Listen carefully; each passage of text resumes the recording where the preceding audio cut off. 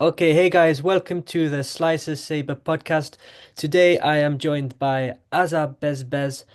You may know Azza right now for the shoes she makes, Azza shoes, but she was also a top fencer. She won silver at the World Championships in 2017. She fenced at three Olympics, making last eight twice, I think. Yeah, You made two quarterfinals, so yeah, two good fencer. quarterfinals. So, do But you want to two introduce fifteen yourself? 14 also. The worst. Yeah. So hi, Mais. It's a pleasure having you here. So maybe I mean, the new generation might not know me, but for the old generation like mine, um, I'm a former fencer, saber fencer, to be more precise. I am a Tunisian fencer. I started fencing in Tunisia. I followed my mom's step. She was fencer, and she used to take us all her kids to the fencing hall. So this is how I discovered fencing, and I fell in love with this sport. Obviously, I managed to try many other sports, but fencing was my best, my favorite, let's say.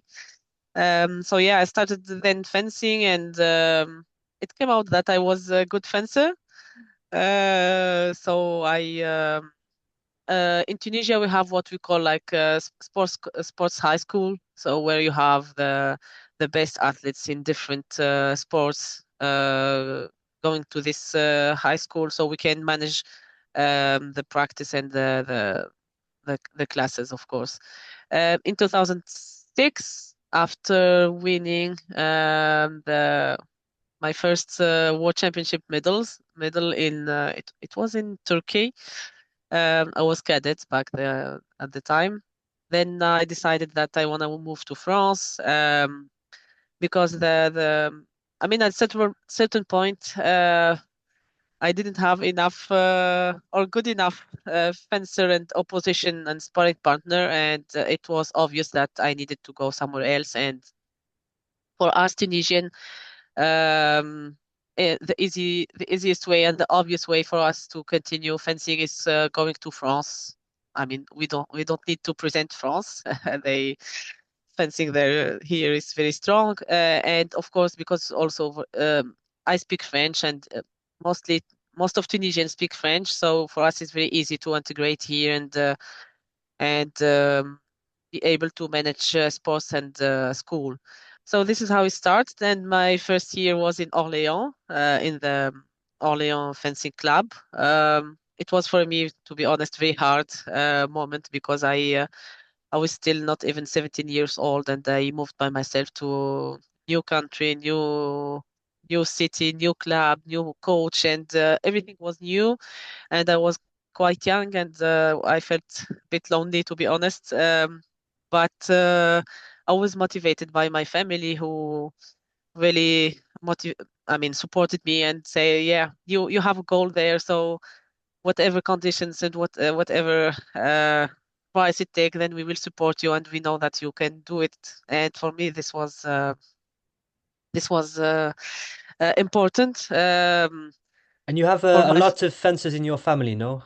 We all are fencers in our family. Yeah. I mean, fencing is we eat, we breathe, we sleep, we speak fencing in our family. I feel like Tunisia is Uh, is a lot of the case. A lot of fencing families in Tunisia. It's a funny thing. yeah, because fencing is not a popular sport in Tunisia, and if you didn't hear about this sport from one of your family, then you won't be able to hear about it.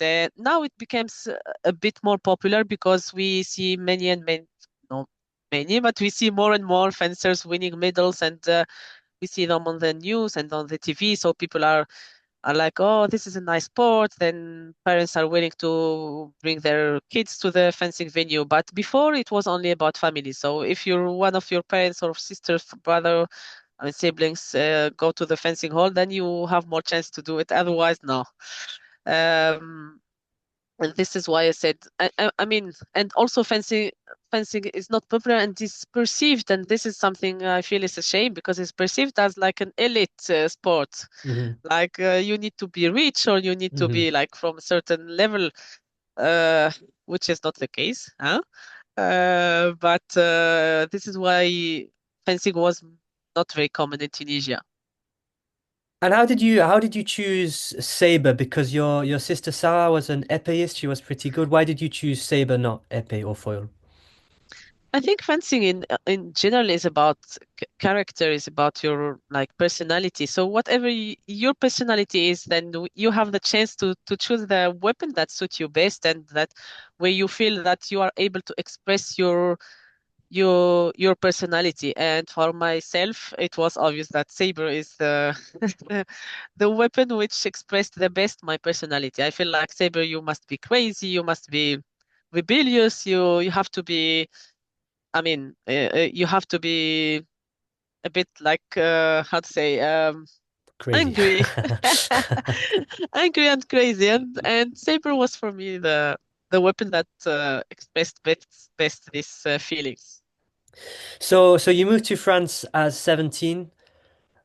That must have been, you say that, well, clearly was very hard. How did It you was clear, it was hard, but to be honest, I think this is the best thing that could happen to me because if you give me now the same you tell me about these conditions and you give me the choice, I will do it again and again and again because Mhm. it turned out that first of all, I built myself from scratch by my own, and this is the thing that I'm most proud of. Nobody helped me. Nobody felt what I felt when I was living there by my own. Uh, you must know that weekends, for example, the high school was the how to say the where you sleep, the dormitory, Yeah, the dorm, yeah. the dorm were closed on the weekend, so I had to find every weekend some hostel to live in, to stay in, and Oh, it was very hard conditions for me. I didn't have that much money. My parents did their best to help me, but I mean, of course, it has its limitation. They have other sisters and they have other kids to care about.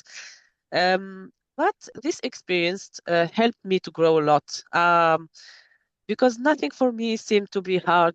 Um, um, I learned that whatever goal you have, if you really want to achieve it, then you can.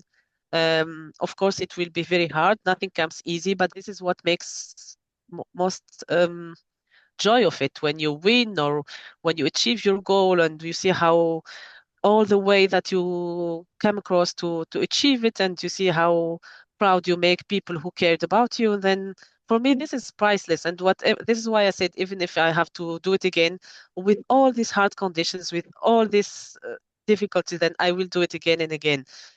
So and also fencing open, let's be honest, fencing opened for me a lot of opportunities in life, in personal life, in professional life. And for this, I uh, I feel blessed to be honest. So even if I had very hard conditions, at least at the beginning, then it's really worth it. and so you qualified for your first Olympics in 2008. Yeah, so 2008. So this was funny part because when I came to France, clearly the Olympics were not in my head, at least was not in my goal, one of my goal. I was not qualified. I was very far in the ranking. I was still like a young girl, and I think one of my first World Cups were in Orléans, in the Grand Prix of Orléans. Um, and it turns out that I achieved tableau 16, which was very good Hmm. back at the time. And there And was how one old of were you the at the time? 17. I was Okay, 17, yeah. and I felt a lot of support there. I was in my hometown. All the people in the club were cheering for me, and I felt so strong. And even I think I lost 15-14 in Tableau 16. But thanks to this result, I was able to come back in the ranking, and then the other World Cups I did well, and I managed to qualify to the Olympics. But it was, to be honest, not expected at all. Hmm. And and after I remember going to the Olympics, I was with Ines Boubakri from Tunisia. She's a foil fencer, and we were both qualified. And we were like children. You must really see us how we were in Beijing with like eyes full of stars. Uh, you know what? People were there going for medals. Everyone was. You feel like they were tense. They were so focused. And Ines and myself, we were like tourists, you know. Hey, did you see that? Did you see this athlete? Did you see this star? We were like in the Olympic Village, like kids who see like superheroes everywhere. Um, and I was not thinking at all, but really not thinking at all about fencing. For me, it was like bonus. Why are you here? I came to discover the Olympics, but not to fence, you know. But then the night before the competition, then serious things start. I remember start stressing, and you know when you start to stress in the Olympics when you see the draw. This is the Hmm. I would say the worst moment for me at least. Even in the Olympics, the other Olympics where I participated, but once you see the Suddenly it draw. becomes real. You have a real opponent to face, Exactly, and yeah. exactly. And then you see like real names and you see what is waiting for you. And so Beijing was the same. I was like a tourist, and then when I saw the draw, I was like, so things are getting serious, and I need to really. I mean, I'm here to fence, not to just to do some tourists. Hmm. Um, but even there, when I started the competition, my first match was very easy against a South African girl. But I think this was my chance because I was able to go and come in the competition and start to feel the atmosphere and feel the spirit of the competition through this match.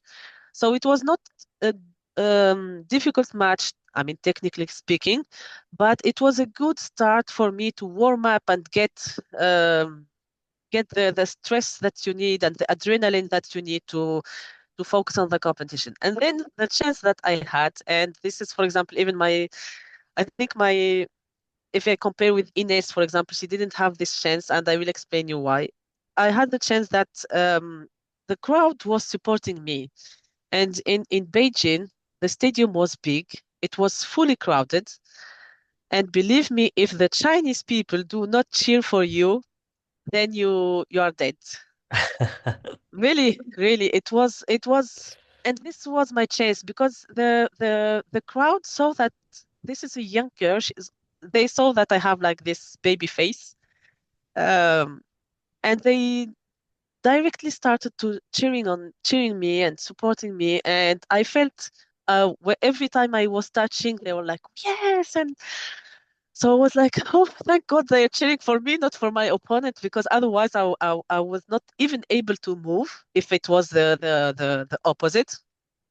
And this is what helped me during this competition. Of course, I lost in quarterfinal 15-14, but still, thanks to this this crowd, I have been able to reach the quarterfinal at the age of 17. I was not even 18 back at the time. I was the youngest fencer in the competition, at least in this Olympics. And yeah, I achieved a quarterfinal from my first participation.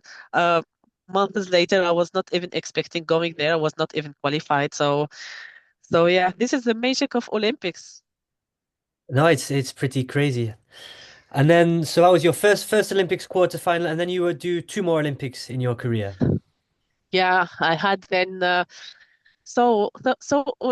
Beijing was like I would say the fairy tale one.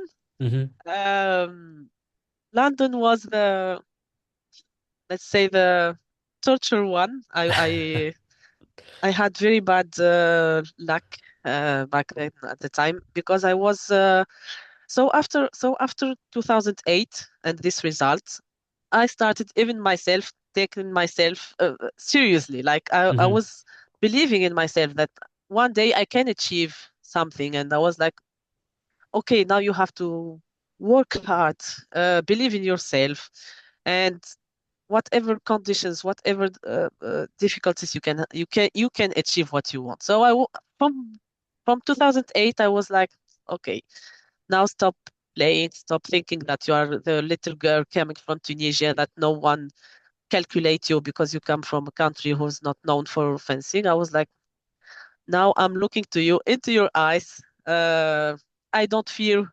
whatever, whoever fencer you are, from whatever countries you come from. What We are on the piste, we are equal, we are behind the mask. Uh, let the let the best win. And from this time, I really every time go onto the piste, I was thinking like that. So in 2012, I would say it was like I started to become mature, and I was 22 years old, and I made two podiums in the World Cups. I was world number 5. I was like really taking it seriously, and I was strong fencer. I was very fit. Everything was going well. But then, uh, unfortunately, two months before Olympics, I had very bad injury. Uh, I had a broken spine on the back, and It's I serious. yeah, yeah. And this let me tell you something. This is where I decided that I need to make shoes. But this is another story because it all started. So I remember in May 2020, 2012, 2012. In May 2012, I started feeling back pain, but I was not giving it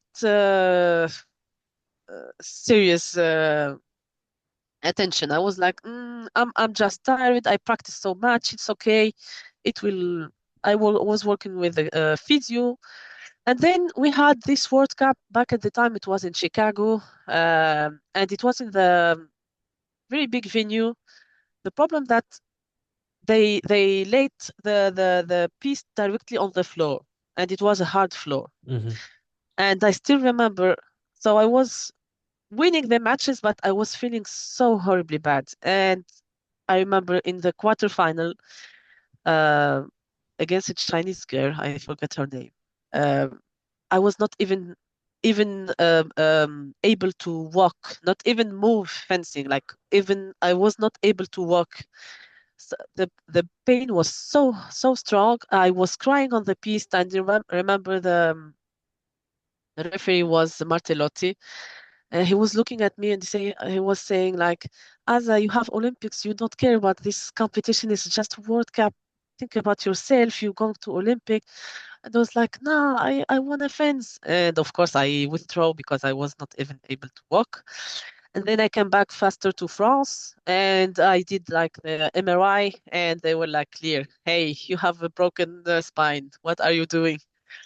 And I remember was horrible feeling because I was crying all the days, like why this happened to me now? Why not after Olympics? I was like ranked 5th in the world. I was really fencing very well, and I felt like Olympics of London were my moment. But the destiny was yeah was different, and the doctor said, "Look." I need to tell you something. You want to go to the because I was like, I want to go to the Olympics. I don't want to withdraw. And he was like, okay, I will be honest with you. You will go to the Olympics, but you will not do anything. And I was like, why?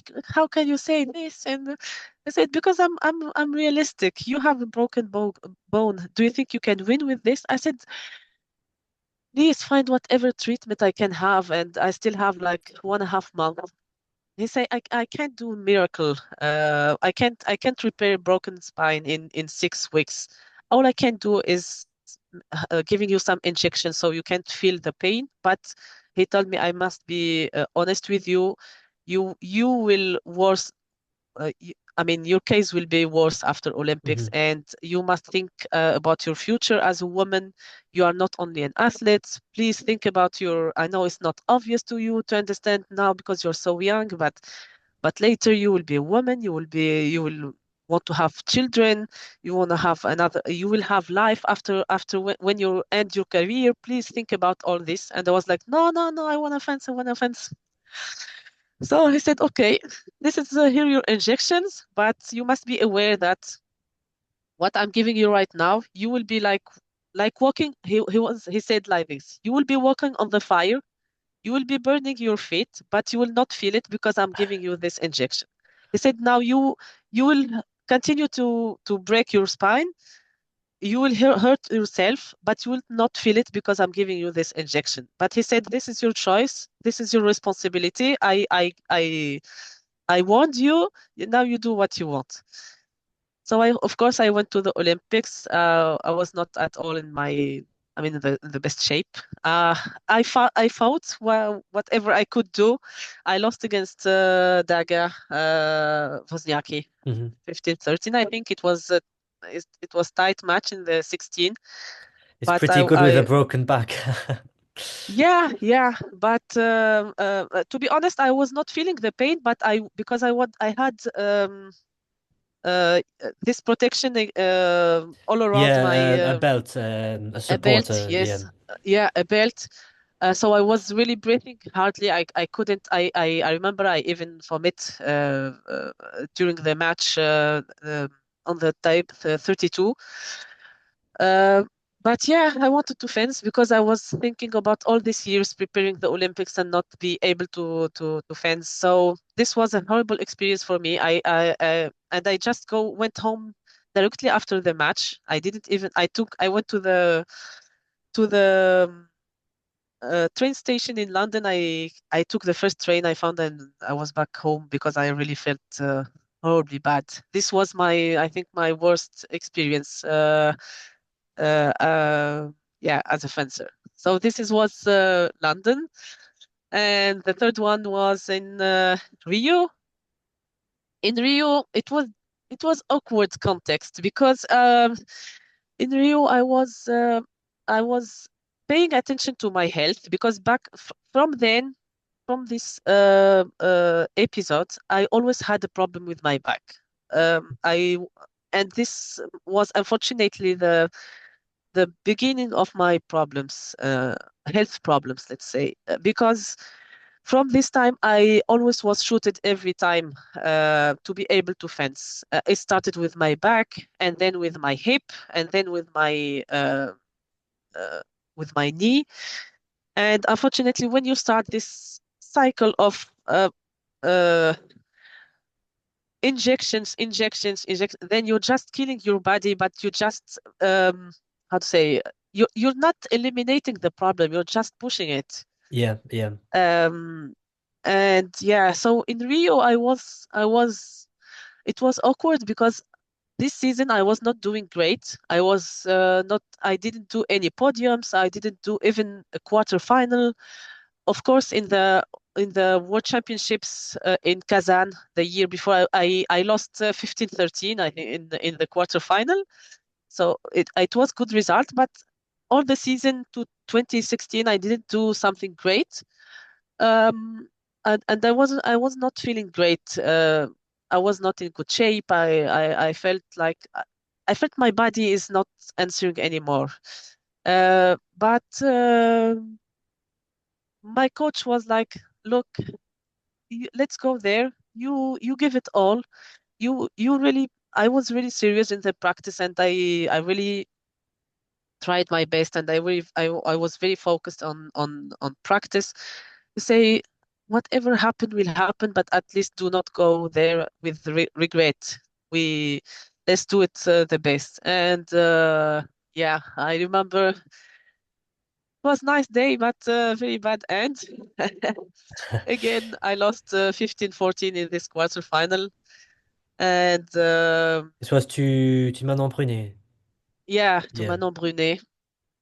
Manon, back at the time, she was an outsider, so I was This was supposed to. her breakthrough performance, really, for her. Yeah, exactly. So she started to making good results, but she was still young, Yeah, yeah, like me in 2008. Um, yeah, but I think I was maybe, you see, when you have this medal, you see it so close, but it's at the same time so far. yeah, yeah, And I think I was thinking too much about it when I was the score was because I was leading in this match at a certain point, and I started thinking about the semi-final and stuff like this. And from there, my focus ended and was not. She came back very fast, and of course, you know how fast is it when things change in Sabre. Um, yeah, we arrived 14-14, and this is the most unlucky touch, by the way. I don't know if there is a way to find the video, but 14-14. And you know what? Before, like 2 months before the Olympics, with my coach, because I lost so many times 15-14, he was like, Azza, let's work 14-14 exercise. Okay. We were working 14-14 exercise, like special action to do only on 14-14. Hmm. All the match, I don't do it, only on 14-14. I won't say what's the action anyway, because I didn't do it. 14-14, really, you say like, you close your eyes, you go attack. But the problem, because Manon, she did an attack, Hmm. but Manon, I don't know if you see when she still do the same. When she does a lunge, she has her front leg goes up too much. Yeah, yeah, yeah. She kicks her front leg a lot. Yeah. And this was the unlucky thing because her front leg blocked my blade was on her front She leg. parries with her foot. Yes. So prayerly we went both attack and my blade stayed under her foot Uh, and there was one touch. it's the And I worst was thing. like, nah, it can't help it. So yeah, this is how ended my last Olympics. Obviously, I was, to be honest, I was devastated, and I decided to quit fencing. Hmm. I was like, no, I'm so cursed. It can't be true. This score is hunting me all my life. I can't. Why only me? Why 15-14 in the quarterfinals? I lost so many quarterfinals 15-14 in World Championships This also. explains to me now why I think of the shoe. The shoe is called 1514. I think I understand now. Yes, this is why. This is why. And yeah, I quit fencing. I came back to school. Um, and uh, in March 2017, my coach called me. He said, "What do you think about giving it one more shot?" And I was like, "Ah, forget about it. I'm having a nice time at school. Nobody, nobody hit me. Nobody beat me here." And he was like, "Azza, let's give it one more time. Uh, no stress. You don't have any pressure." And it's true that I didn't have any pressure in 2017, and I will tell you why. Um, I mean, as Tunisian fencers, so when I say Tunisian fencers, it's always the four same fencers, the four musketeers. Um, so Ines Boubakri, Sarah Besbes, me. This was like the historical fencers, let's say, and then came Fares Ferjeni Mhm. years later. But He he started followed. young. Yeah, he so and the particularity of us, well, the three of us, and then Ferris came also and had the same thing, is that we had like subsidies from the Tunisian government Hmm. to allow us to go to practice abroad and to pay for our competitions and for our coach and stuff like that. But this we had we were struggling with this first of all because the first of all, the amount of money was not enough. You know how much it costs to Hmm. participate in competitions all over the world, and then you have your rent, your bills, your coach, everything to pay, and it's a hell of money. And we were not depending. I mean, we unfortunately our teams were not strong. We didn't have like a strong, wealthy federation who can back up us. So we had tough conditions, to be honest, during our career. And the thing is that we had also the stress of results because every year, if you want to have, in order to keep these subsidies, then you have like some goals written in your contract. Hmm. And of course, we had like top eight or medals in Olympics and stuff like that. I mean, the results, very high results.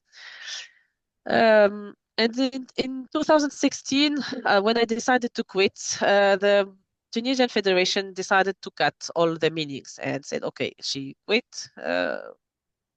She's not anymore part of the team. And so when my coach told me let's give it a try, I was like, anyway, I don't have money, so I'm not even able to do it. And he was like, don't worry, I'm here to help you, and we will find a way to find money and fund everything.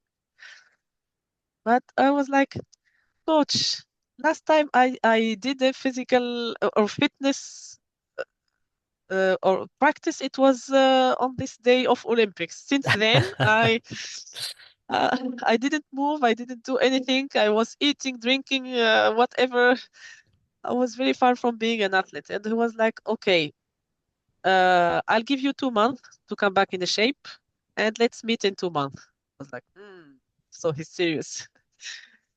So was like, I have 2 months to be back on shape. What am I gonna do?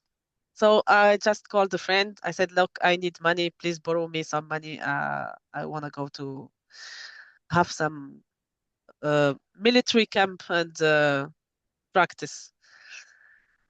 He gave me money. I went to a sports center in what's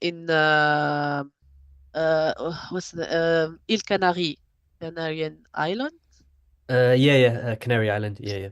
In Canary Island, there is a sports center, very nice one. I went by my own. I just contacted them. I said, "Hey, I'm a former fencer. I'm not a shape. I need your help." They told me they were surprised. They were like, "Usually we have teams. They come together, but you're alone. What do you need exactly?" I said, "I just need to be by myself." To be able to clear my mind, and I just need a physical coach and a physio. They said, okay, come. I went there by my own, and I spent there 6 weeks, and it was horrible at the beginning because I had like cramps and stuff like this all everywhere. But slowly, slowly, they brought back to me this desire to practice, and this you see that when you have this desire to feel the pain because you feel like you are working hard. Hmm. And 2 months later, I meet again with my coach. So we decided to meet in Hungary because in 2016 we spent the last 2 months in Hungary before Olympics. So we said, okay, let's meet again in Hungary. So so we met again in Hungary, and then we started working in silence. Nobody heard about us. Sometimes we practice with the Hungarian team, and sometimes by our own. Um, and yeah, this is how we start. I only did one World Cup back at the time. I think I lost from first match. In It was in Moscow, I Moscow. think. Yeah. Yeah, and then I went to the World Championships. And to be honest, apart from uh, the Tour de Poule, Hmm. the like preliminary matches, where I felt stressed, all the other matches I was so confident. I was feeling so good. And you know why? Because I didn't have the pressure of result. Because nobody was caring about me. I paid everything by myself. I was not having this pressure of the Tunisian Federation and Tunisian Sports Ministry, where you have your contract where you have to fill the Yeah, results yeah. and stuff like that. I was like, hey, I'm just going by myself. If it works, it works. Then okay. If it doesn't work, then it's my problem. And I was also the other good part is that I after just finishing my school, I signed directly a job contract. So I was like, whatever happens in the World Championships, then I will start working in September. So I don't care. So you could fence purely for the joy of fencing. Yeah, and this I think it was the only time besides from Beijing Olympics. I think it was the only time, the second and only time where I fenced track really with joy. Hmm. I was feeling good, and I just wanted to enjoy every moment on the piste. Um, yeah, and you saw the results. So I think we can move to the shoes, the current issue. Um, Yeah, you talked about how the your back injury was part of what inspired you to make fencing shoes. yeah. So all started in 2020. So I was going for my fourth Olympics. And then with the COVID, uh, honestly, I was not sure that I want to enroll for one more year Hmm. because I was suffering uh, heavily my injuries. Um, 2020 and even 2019 and 2020 for me, it was like I think I should have stopped before, to be honest. Because after what you must know is after 2017 medal, um, every 6 months I had a surgery. So I had first surgery like it was October 17, and 6 months later another injury, 6 months another injury, another surgery.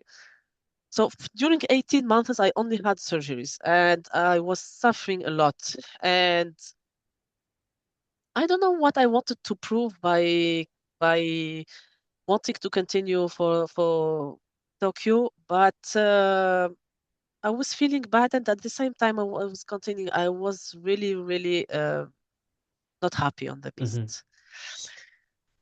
So when they said, "Okay, it's postponed," I was looking to my husband and saying, "Ah, this Olympics is too much for me.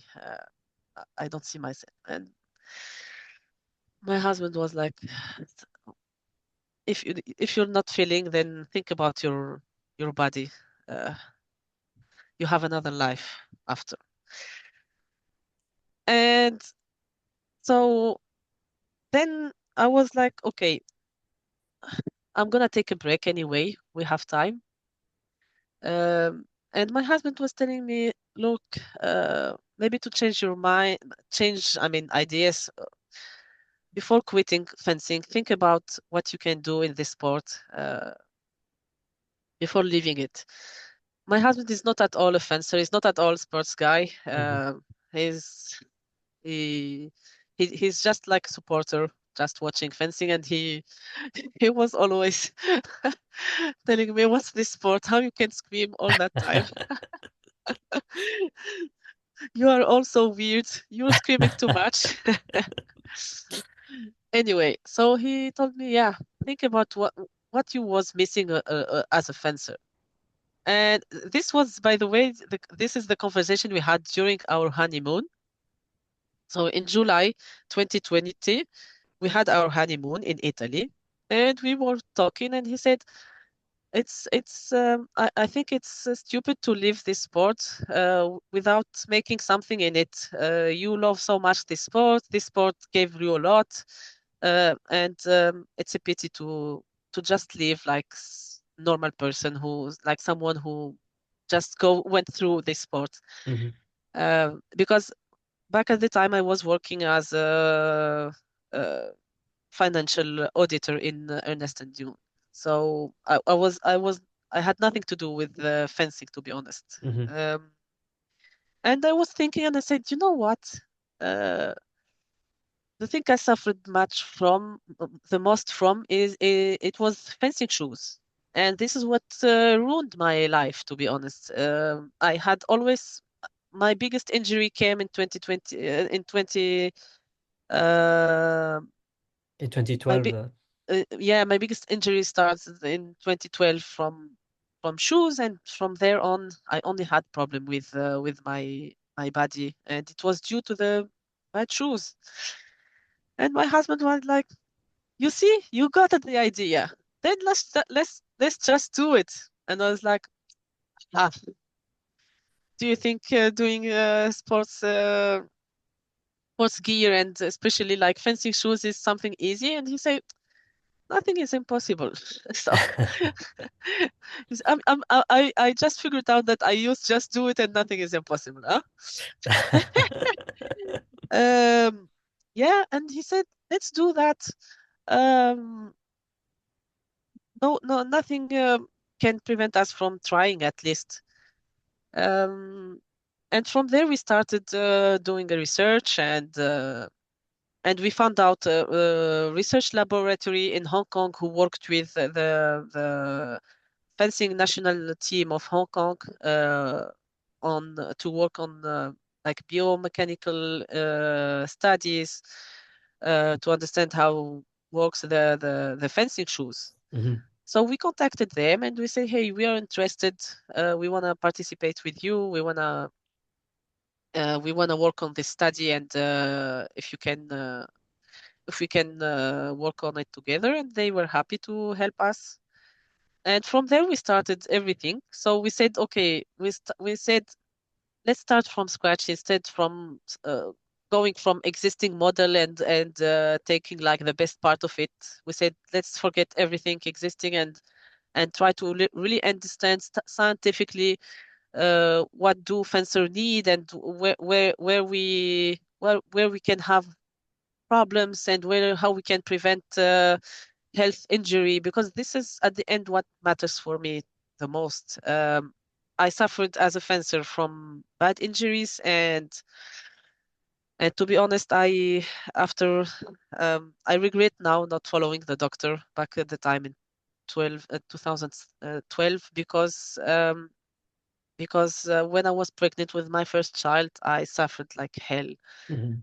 during the 9 months pregnancy. My back, I was crying, and my husband was every day taking me like a grandma, helping me walking, and I was like, I was so silly to think that fencing is everything in my life, and that being an athlete is the end of everything. But we still have a life after that, and we tend to forget that what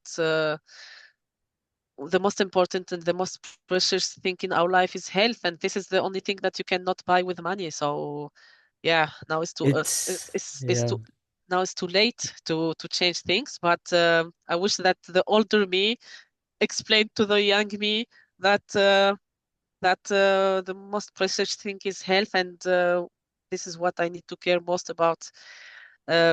So yeah, when we started working in the fencing shoes, and thank God we didn't know how difficult it was, because this was a big challenge for us, mentally, financially also, because we put all our savings, we sold everything in our life, and we just invested everything in research and development, because we wanted to do the right fencing shoes, the proper fencing shoes that a fencer needs to perform, but also to enjoy their life Mhm. as and their well-being, because this is the most important. And it took us 2.5 years to develop the first model.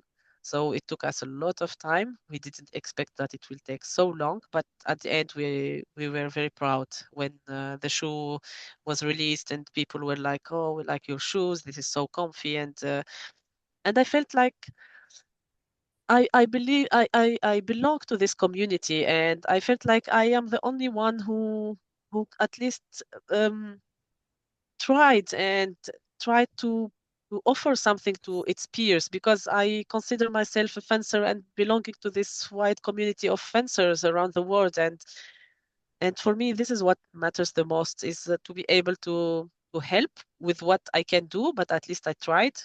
Fencers in feeling well on the piste. No, I think it's nice because there are so many fencers. They have, big careers, or they have a career and then they retire and then they disappear from the sport completely. And it's a shame to lose all this experience in fencing, which just disappears. And I think it's so important to have people like you who retire and then Yeah, still give back in some way. I mean, uh, you there is so many different ways to stay connected to this sport. You Hmm. can become a coach, you can become a referee, you can become a member of national federation or international federation. And for me, I didn't see myself as a coach, to be honest. It's not something that I feel I'm, I'm, I'm good at. But for me, this was the best way to stay connected to my sport because it's something, first of all, it was something different from what exists on the market. Hmm. Because we have already fencing gear, we have already blades, we have already fencing venue, we have the clubs. So everything was almost established. The only thing, at my opinion, of course, this is engages only me, but the only thing where we were struggling and we didn't have good offer, it was fencing shoes. Hmm. And for me, fencing shoes are the most important gear because this is all about your foot, and this is from where all starts. Hmm. Um, So and I've a minute I need some new fencing shoes. My current shoes are completely worn. So I am the ideal customer for you. Why should I get sure. Azza shoes? How can you convince me to get Azza shoes?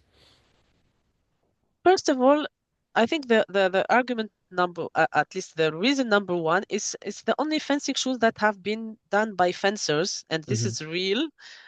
Because I myself and other fencers who tested and who helped us developing the shoes. So it's the only fencing shoes who is really done by fencers. And this is for me the most important because who else than fencers can understand fencers? Hmm. So, and this is what something I find it a pity in other brands because they like big brands, I'm not gonna name them, but they have a lot of meanings. They have a lot of I mean, they have money to develop a proper fencing shoes, but for them, our sports is too small. It's not like worth it for them to invest in our sports, so Hmm. they don't dare presenting or developing good shoes because at the end, it's very small revenue for them compared to other sports. And this is what I feel ashamed of because our sports is so nice, is so I mean, for me, it's magnificent sport, maybe because I practice this sport, but I love this sport and I find it pity that brands who have the meanings do not care about us fencers Hmm. more than that. And this is why I decided that, okay, uh, we fencers can care about ourselves. And this is why, for me, I would say that our fencing shoes, at least we are the only one who are fencers and present fencing shoes. And so this is, I mean, this is for me the reason number one. And of course, because fencers developed these shoes, then we really paid attention on the details that fencers need, which are for me the most three important points are the cushioning to Hmm. to to avoid all these injuries and the to absorb the impact during shocks. Then the second point is the stability, because if you take other fencing shoes and you just twist them, you will see they are very flexible, and I mean there is zero stability. And for me, if you do a lot of lunges or flash or jump, then you need something stable where we you are able to feel the real support. And the point number three is regarding the good grip, the good protection of for the abrasion. And so these 3 points, I would say, we really emphasizes. We really Yeah, took yeah. care of these three points, of course. For And me, for yeah, me, the hard thing is always because for me the main impact is on my front foot on the heel of my front foot when I lunge. yeah, But yes, yes. then if I buy shoes with a bigger heel, then like like a squash, a tennis shoe, but then it is bigger and you have less stability. So I always struggle to find this balance between cushioning and being low enough onto the piste. I mean, to be honest, because we worked 2.5 years on research and development, we realized how hard it is to find the good balance be between having a good cushion and also being able to feel the foot on the Mm-hmm. piste. Mm-hmm. Because at the end, you want also to be able to feel your footwork. Um, but the thing is that when we worked with the scientists, we understand the impact of weight combined with the speed that you come in or you come with on the piste, and then how to calculate the right thickness and the right density of the midsole, which offer the cushioning. And this is a lot of it was a lot of scientific work to understand um, what's the best for a fencer to protect him or her from having injury, especially on the joints like the back, the hip, the knee. Of course, many fencers, and this is we received them. Many fencers like our shoes because they find it very comfy, having a very good cushioning. But some other fencers also say, "Hey, for me, it's too much cushion. I prefer Mm-hmm. something thinner," which we understand, and this is why we are currently working in another model. It will take time, not ready now, but the idea for us is to having a thinner version. So every fencer, whatever his needs or whatever the way of expressing himself on the piece, then at least we will be able to give the full range of shoes, because this is also something that the other brands do not do not pay attention to. And I think because again our market is small for them, is that we don't have one fencer. We don't have one style of fencing. You Mm-hmm. have three weapons, and in every weapon there is different style of fencing. Every fencer has different way of fencing and expressing him or herself. So we must not be able to give only one model. Mm-hmm. This is nonsense. It's like you are giving only one saber to foil and saber and épée. Mm-hmm. You mean? You see, so this is why because we are fencers, we understand this, and we said, okay, we want to be able to give every fencers the type of fencing shoes he or she likes to have, and this is why also we decided to do the kids shoes, and uh, last September we released the kids shoes because same nobody cares about children, whereas they are our most important precious maybe And the force, the way treasure. a child's foot move is totally different to a a 2 meter tall epéist than a 6-year-old. The demands on the feet are completely different, so it makes sense that you would need different shoes. So the thing is that with kids, so we work also with doctors, Mm-hmm. and um, so when they understood what fencers need and the impact they having and the type of movement and footwork, they were like, this sport is very dangerous I mean, on the joints, on the body. And the problem is, they were asking us, do kids have proper shoes? And we were like, no, they don't. Parents just buy them from whatever shops they find. And they were like, then you need to pay attention to this because kids, they are in their growing phase. They're still very young. They have very fragile bones. Their muscles are not strong enough to cover these bones. So every impact they're having, they're getting in directly to on their joints. And they were like, you need to pay attention on this also because it's a pity that a kid who has passion for sports or who has passion for fencing and who wanna practice, then he or she finds herself with a bad injury because they are so fragile. And we're like, okay, then this is also our duty to offer for them the proper fencing shoes. And this is why we decided to release a kid's shoe. Of course, we also thought about the price because kids, they are growing so much and they need sometimes to change two or three Yeah, times yeah. shoes during the season. But at least they will have their own proper fencing shoes, and this is something we also need to care about. Maybe now because I'm having children, so I feel like I'm more concerned. But it's a pity that nobody thought about it before. Hmm.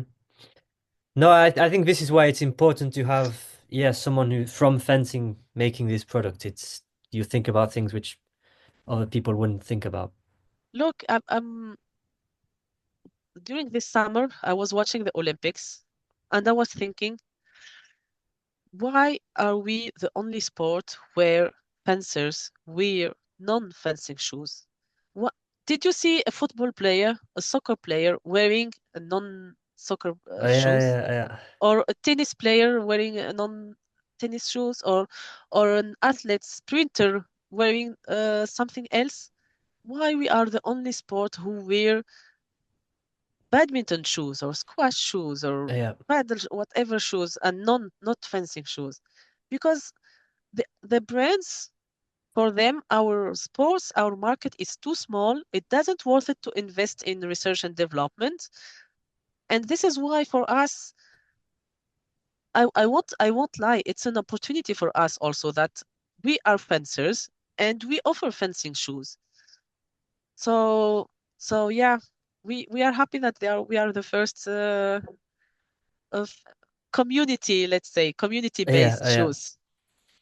So you mentioned the Olympics, and that brings me on to the last bigger subject I wanted to talk about. You made a an interesting post on Instagram after Paris, where you shared some of your thoughts, and I wanted to ask you about some of these thoughts. So the first one was that fencing is international now. It's no longer just a European sport.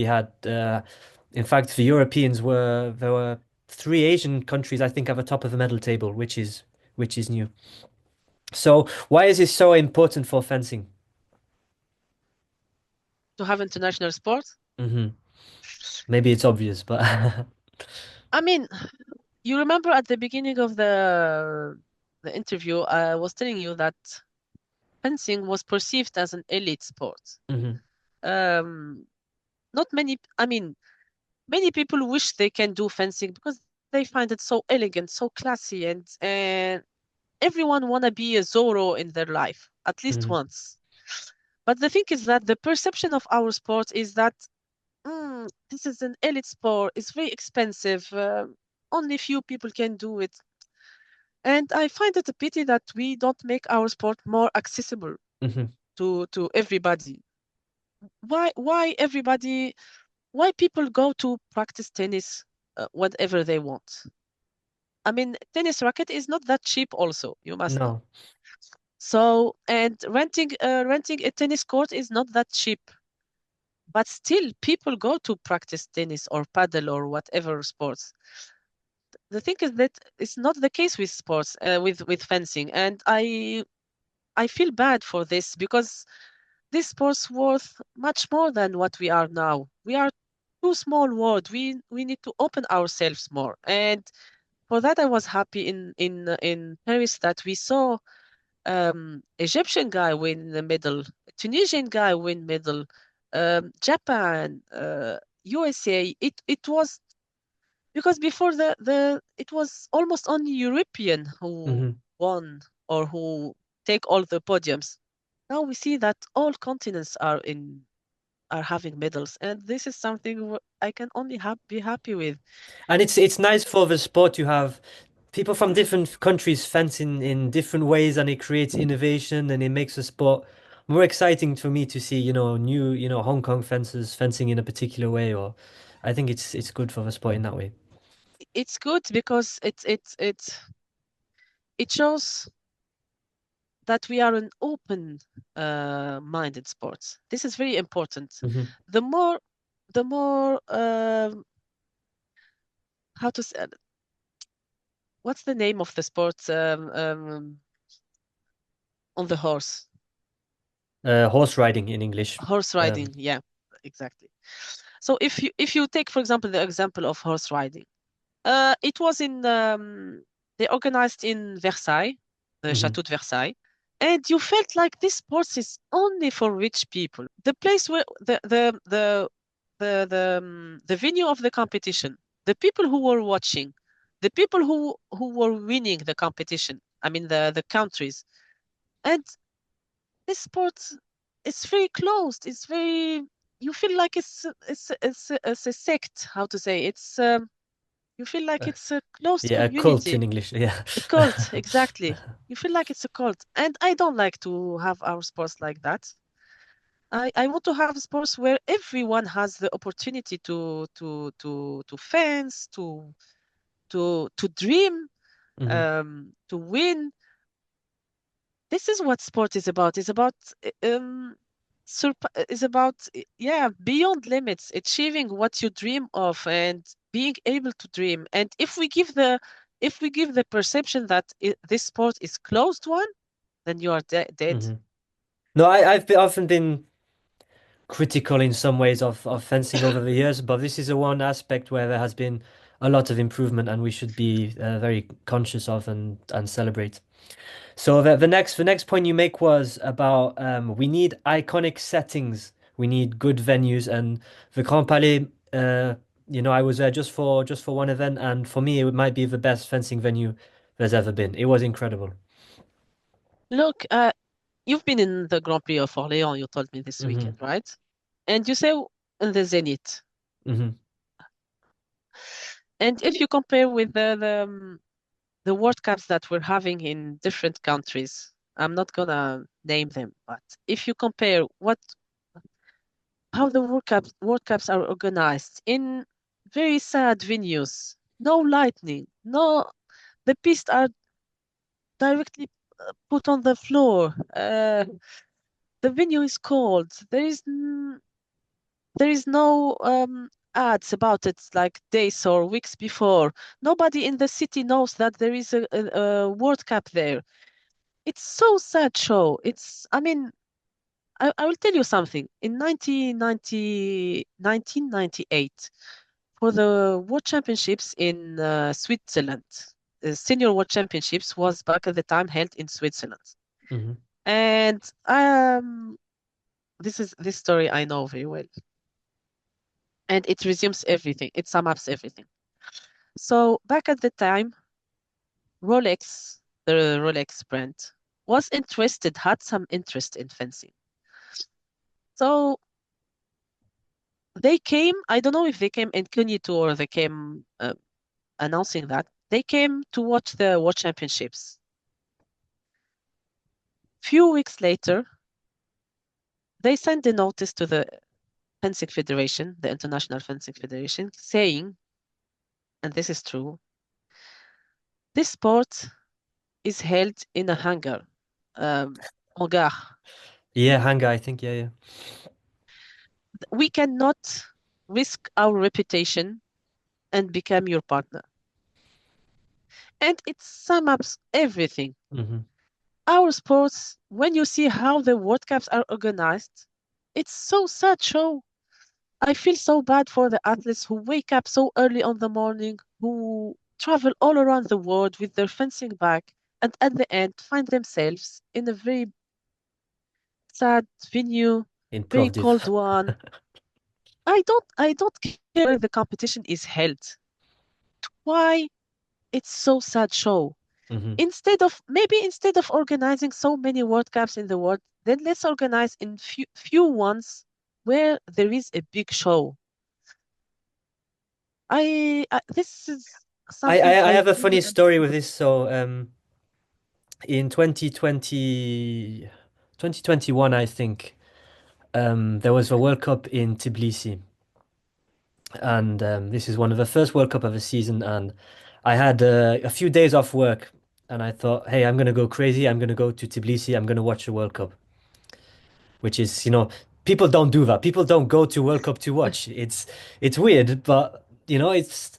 I Because thought, this is our passion and this is what people mhm. do not understand. And this is why it's sad for athletes. So I get to the venue in Tbilisi, and first off, I wasn't sure if they were still building the venue or if they were demolishing it. There was, cranes, there was construction everywhere. But anyway, I get to the venue and I say, because I messaged the federation, hey, I would like to come watch the World Cup. Is this okay? They said, yeah, sure, turn up. It was fine. I turn up and I say, hey, I'm here to watch your fencing. And they say, do you have accreditation? Do you have a wristband? I said, no, I'm just here to watch. They say, no, go away. Oh. So, So it was closed event. so yeah, so my friend, I had to message my friend who was competing, and he had to steal me an athlete's wristband to sneak me in, just so I Ay, watch. ay, ay. So imagine a sport which does not allow spectators. Yeah, It's crazy. it's crazy and it's insane. And this is so sad. And for that, I was like, look when the Olympics were held in the Grand Palais with so nice show, with the nice lighting, with the nice environment. Yeah, I mean People all at around the world, the they Grand Prix Orléans, they had 5,000 people sold out to sell exactly. the final. It's possible to have this. I mean, the Grand Prix of Orléans. There is the World Cup of the CIP in January. Also, Hmm. they do always very nice podium ceremony and very nice final spots. I mean, when they want, they can, and the results are so nice. Hmm. Look at the Olympics. Everybody around the world was talking about fencing. They were watching fencing not because they understand fencing, but because the show was so nice. Hmm. Do you think people understand Formula One, for example, or do you think everyone understand tennis? But because there is a show around it, Hmm. or do you think people understand, or everyone cares only about like about MMA or UFC? If you organize something nice, then people will come because they want to come for a show, for emotions. They don't want to come for some sad venue where people are screaming all the day and you don't have even a way to go and come in and watch. Yeah, it's frustrating. It's almost like the assumption is no one will want to watch, so we won't bother. We'll just put in the cheapest venue possible, and I don't know. Yeah, It's very sad. exactly. The third point was, and this kind of links to what you were saying, was that fencing is difficult to understand for non-fencers, and we need to find a way to make this better. And I wanted to know your thoughts. How can we make fencing more accessible in this way to people who don't understand? How can we reduce the number of people saying, what is going on here? Why are they screaming? Look, for me, we our this is my own opinion. This is my personal opinion. For me, the rules are so complicated, so difficult to understand. Look how many times referees between themselves they do not agree on some actions. It explains everything. It means that nobody has found the right recipe to understand this sport. When even the top referees don't know how to referee, then we have a problem. Exactly. If even the top referees do not agree on some actions, it means that the rules are so complicated and we need to simplify it as much as possible. Many, I mean, now is too short to explain everything, but there are so many ways to simplify. Why is épée the most watched and practiced weapon? Because it's the simplest one. Because if you don't, you never did fencing, then you will be able to understand. We need to simplify foil and saber, and we can be able to do it. And even okay, I mean, maybe people will not be happy, but if we need to have only one weapon, why not? Or or simplify each weapon. But now people, believe me, I take the example of my husband who is not fencing, but Mhm. who is watching fencing every time. It's not normal that after years he still not understand who put the touch, why is this one is switched, why this one. It means that it's so complicated. People until now don't understand or don't even know that there is three weapons. Mhm. They don't understand why there is different weapons, why there is different jackets, who has the touch, what is the priority. I mean, come on, if we want to become international, if we want to open to the world, if we want to have more spectators, then we need to do something. And now it's so complicated that no one is, maybe they will come to watch one time because they are curious, but they won't come back again.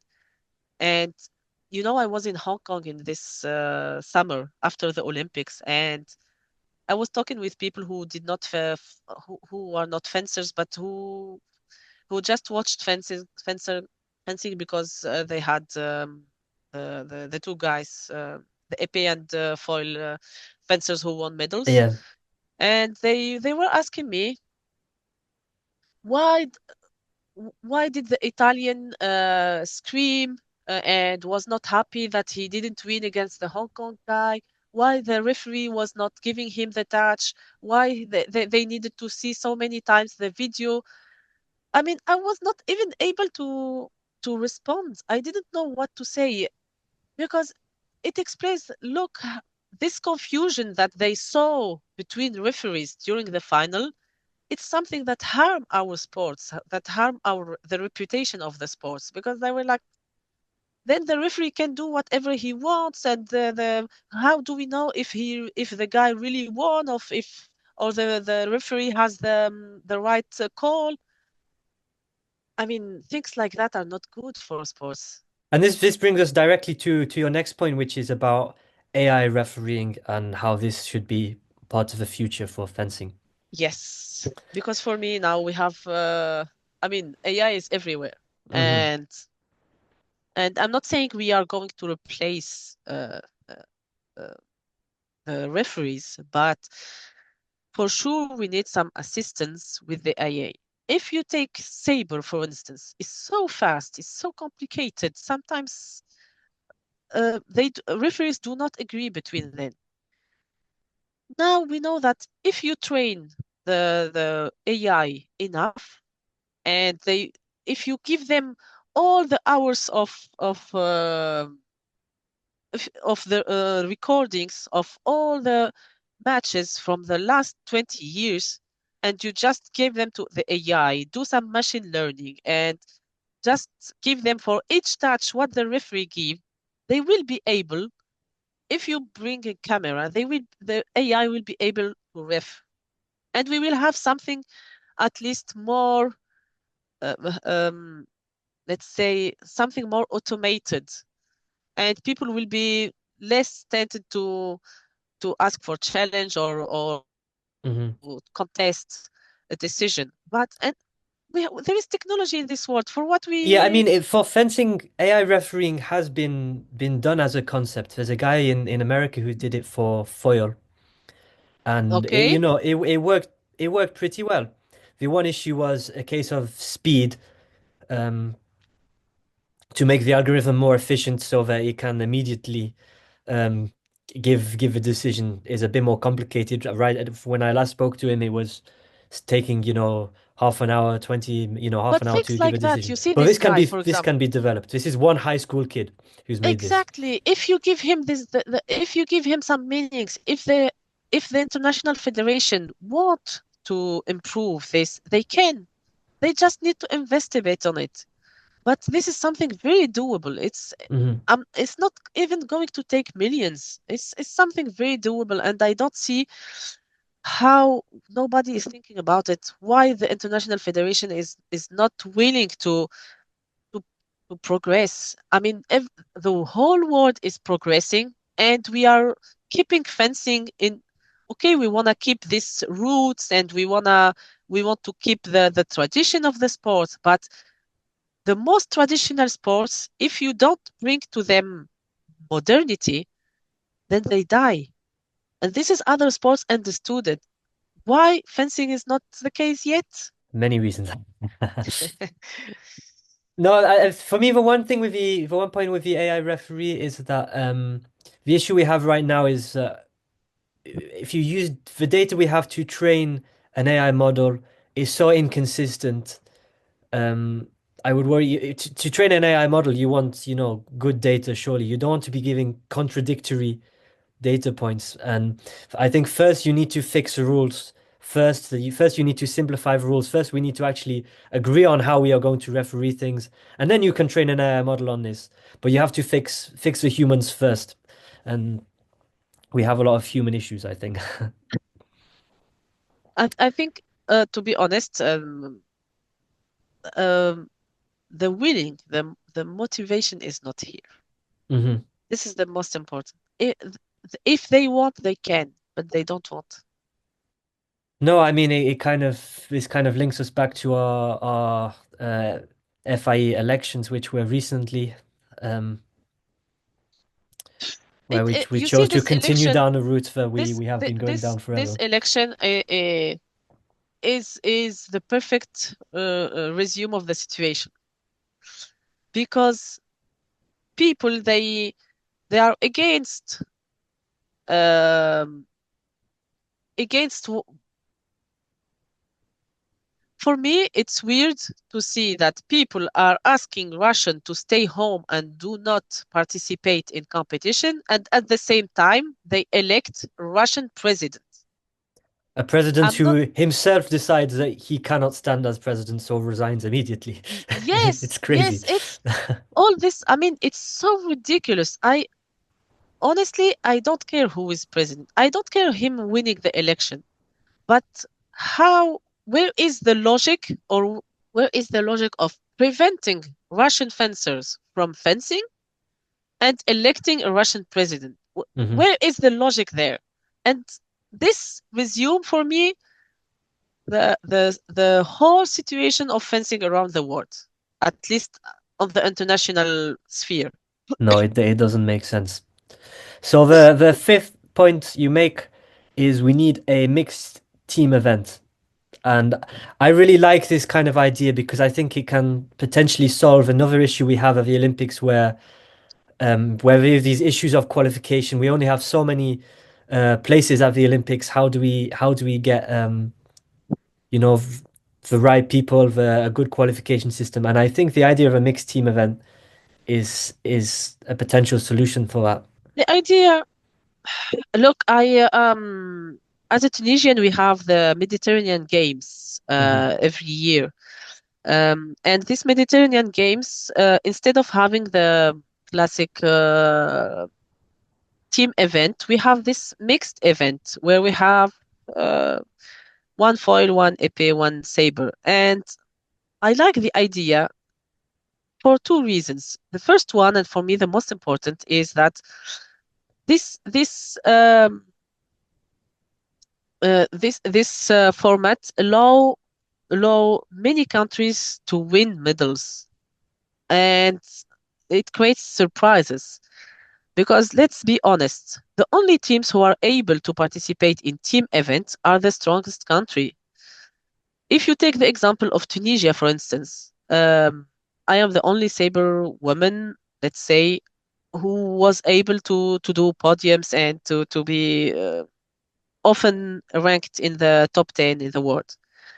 If you take, but I don't have a team. If you Hmm. take foil, for example, my teammate Ines Boubakri, she's a medalist in world championships and in Olympics, but she didn't have a team. You take Sarah Besbes, same. She was number one in the world. She was a world championship medalist, but she didn't have a team. But if you take the three of us and build a team and have us in the mixed event, then maybe we could have win the medal for Tunisia. And this is something that will strengthen the international vision of the sport.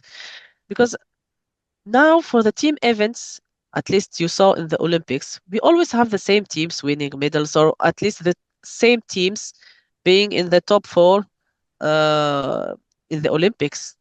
It didn't create any surprise. It's whereas in the individual event, you see many surprises because you take the Hong Kong guys, for example, or the foil or the épée woman. They could have done something with their teams if they have like a mixed event. So this is why I wanted to have a mixed event because it will add this. What is what we I mean, the magical thing about sport is when it's uncertain, when you don't know who is gonna win. And this is the magnificent emotion that we can have in sports, is that before the competition you don't know who's gonna win. This is why sports is wonderful. So we need to do the same with this next event to add some Hmm. spices. Um, the And the team concept is competition. not new. It exists in, I think, in judo. They had a mixed team event which was quite successful, I think, in Paris. Yeah. Yes, yes. And this is why again, it comes again to the International Fencing Federation, but um, we need to modernize. We need to come up with new ideas. We need to bring a new spirit, and we, of course, we all keep this the roots of fencing, the tradition of fencing. This is something we respect about our sports, but doesn't mean that we don't modernize it. I mean, the Darwin theory is who is able to adapt, survive. It's not the strongest. It's not the most the historical one who survives. It's the who No, be the able to dinosaurs adapt. didn't do well. Exactly, and we need to adapt to this world if we want to be able to survive and see fencings in the Olympics more and more editions. Yeah, I think it's worrying because we take for granted our place in the Olympics. It's just, we've had an IOC president who was a fencer, so the assumption was okay, we're safe forever, and maybe He's that not not is the not the only case. decider, and he's going soon. Yeah, yeah. He's leaving. So yeah, um, so what time are we on? We've gone. Oh, that's a while. Okay. Um, before we finish, I wanted to ask you: is there anything else in particular you wanted to talk about? Is there anything people need to know about your shoes, or any links, or anything you want to say? No, I think we discussed everything, and I don't want to talk about my shoes because I don't want to people feel like it's an ads or something. No, it's okay. I think we discussed everything. I hope to see I hope to be able to see one day my sports becoming like a real show, and be able to see people, fans, when we have like a big crowds all around. This we deserve something like that. We don't deserve to have Yeah, I mean, civilians and famous. I am always between extreme optimism because I see the immense power that fencing can have, and I can see the potential. And then I am also, in many ways, pessimistic because I see that nothing ever changes. It's yeah, Yeah. it's hard. But I Mm. think we can all we can do is do what we can as individuals, and which is what you are doing as with your brand, and I thank you for that, and thank you You for are coming on my welcome, and podcast as well. It's a good way to promote the sport. same here. But thank you, you also for the idea, and maybe we can one day when you come to Paris, just let me know before so we can plan something and see each other. I can invite you Yeah, here, and maybe we yeah. can do like a face-to-face podcast. Yeah, I would like to. It's just so convenient now. I've started doing stuff on Zoom and it saves me a lot of money. I see, I understand. But Okay, no, so it was a pleasure, Marius. thank you. I'll just